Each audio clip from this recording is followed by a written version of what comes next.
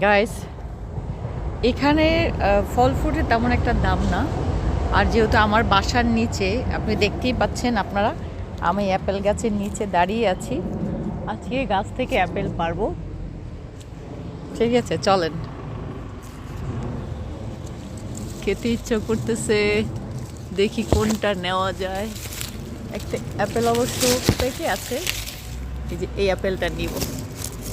আপনারা লাইনে থাকেন।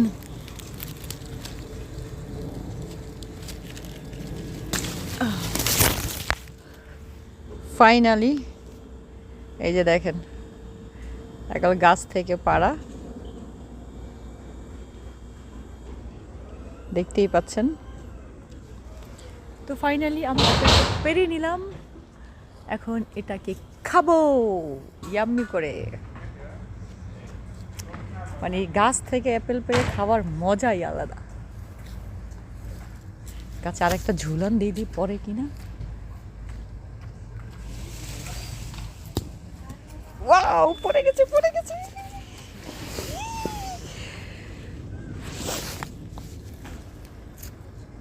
আরে এই যে দেখেন, একটা ঝাঁকি দিয়েছি, অ্যাপেলটা পড়ে গেছে।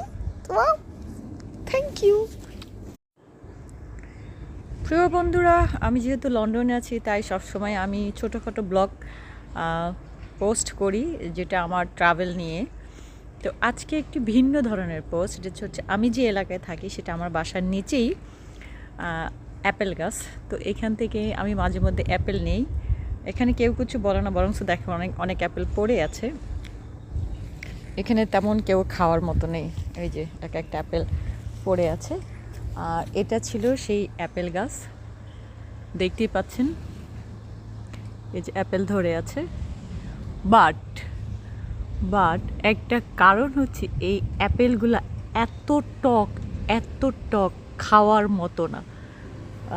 যারা আসলে, শুনতে একটু খারাপ লাগে, যারা আসলে বেবি কনসেপ্ট করে, তো ডেলিভারির সময়ের আগেই যদি এটা খেয়ে নেয় তাহলে তাদের আর সিজারের প্রয়োজন হয় না। ঠিক আছে, এত টক এই আপেলগুলা। বাংলাদেশে আমাদের এই আপেলের অনেক দাম, আর অথচ দেখেন এখানে পড়ে আছে, কেউই খায় না। মানে তাদের কোনো কেয়ারই নেই।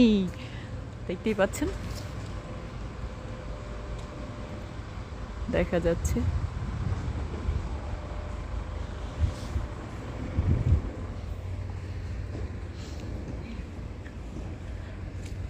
এই যে দেখেন